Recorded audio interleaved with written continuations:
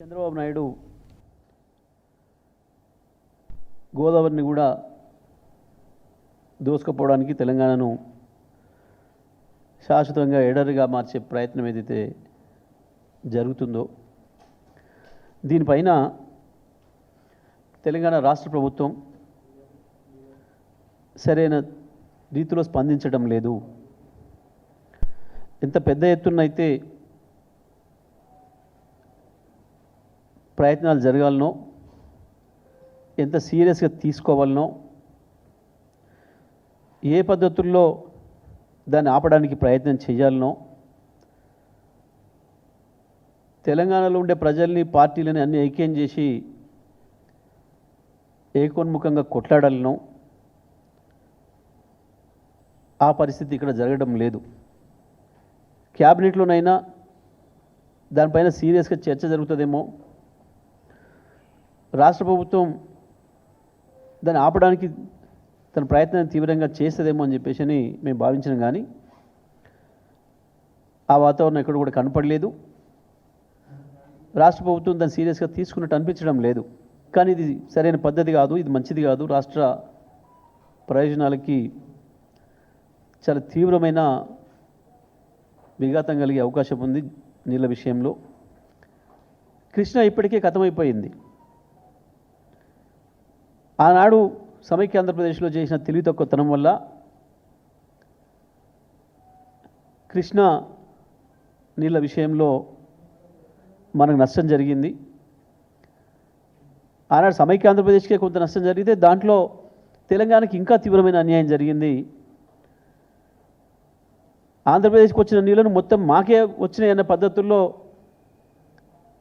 ఆంధ్ర ప్రాంత నాయకులు వాడుతుంటే కనీసం తెలంగాణలో ఉన్న వాళ్ళు ఎవరు కూడా సోయలేదు, మాట్లాడలేదు. ఆనాడున్న నాయకులు ఎవరు కూడా మాట్లాడలేదు. దాంతోనే తెలంగాణకు తీవ్రంగా నష్టం జరిగింది. ఎంత అంటే పూడ్చుకోలేనంత నష్టం జరిగింది. కానీ దురదృష్టవశాత్తు ఇవాళ రాష్ట్ర ప్రభుత్వానికి ఏమాత్రం పేరు గుట్టినట్టు కూడా లేదు. ఎందుకో ఏదో మాట్లాడదాం, రాజకీయంగా ఇతరుల మీద నెపాన్ని ఎడదాం అని ఒక ప్రయత్నం చేస్తున్నట్టు కనబడుతూ ఉంది. ప్రత్యేకించి రాష్ట్ర ప్రభుత్వంగా చంద్రబాబును చర్చలకు పిలుద్దామనే మాట ఏదైతుందో దానికి మించిన దరిద్రపు కొట్ట ఆలోచన ఇంకొకటి ఉండదు. మనం చేయాల్సింది, మన రాష్ట్ర ప్రభుత్వం చేయాల్సింది వెంటనే అపెక్స్ కౌన్సిల్ మీటింగ్కు కాల్ఫర్ చేయమని చెప్పి డిమాండ్ చేయాలి మన ముఖ్యమంత్రి. అపెక్స్ కౌన్సిల్ సమావేశం వెంటనే ఏర్పాటు చేయండి, దాంట్లో మా రాష్ట్ర ప్రభుత్వం యొక్క అభిప్రాయం మేము చెప్పే అవకాశం ఇవ్వండి అని చెప్పి డిమాండ్ చేయాలి వాళ్ళ మన ముఖ్యమంత్రి. కేంద్ర జలశాఖ మంత్రికి చైర్మన్ కాబట్టి ఆయన వెంటనే దాన్ని డిమాండ్ చేయాలి. అసలైన స్టెప్ అది. మొట్టమొదటిగా అపెక్స్ కౌన్సిల్ అనుమతి అవసరం కాబట్టి అక్కడ నీ నిరసన తెలియజేయాలి. నీ రాష్ట్ర ప్రభుత్వం ఏమనుకుంటుంది, రాష్ట్ర ప్రజలు ఆలోచన లేనిది అనేది చెప్పాల్సిన వేదిక అది, అధికారిక వేదిక అది, మనకు రాజ్యాంగం ద్వారా వచ్చిన హక్కు అది. మీరు దాన్ని వినియోగించకుండా చంద్రబాబుతో చర్చలు చేస్తాం, ఇంకోటితో చర్చలు చేసడం అనేది అది ప్రజలకు ద్రోహం చేయడం అవుతుంది, తెలంగాణ ప్రయోజనాలకి నష్టం కలిగించడం అవుతుంది తప్ప ఇంకోటి కాదు. గోదావరి కావేరీ లింక్ చర్చనే లేదు, అది ముగిసిన అధ్యాయము. లేని దాన్ని ఉన్నట్టు చూపించే ఒక ప్రయత్నం, కుటిల ప్రయత్నం చంద్రబాబు నాయుడు గారు చేస్తున్నాడు. ఆ మాయలో మనం పడొద్దు. తెలంగాణ రాజకీయ పార్టీలు ఎవరు కూడా ఆ మాయలో పడొద్దు. బీజేపీ నాయకులు కూడా, కేంద్ర మంత్రి స్థాయిలో ఉన్న వాళ్ళు కూడా అవగాహన పెంచుకొని మాట్లాడితే మంచిది. జరుగుతున్న కుట్ర ఏందో తెలుసుకునే ప్రయత్నం చేస్తే మంచిది.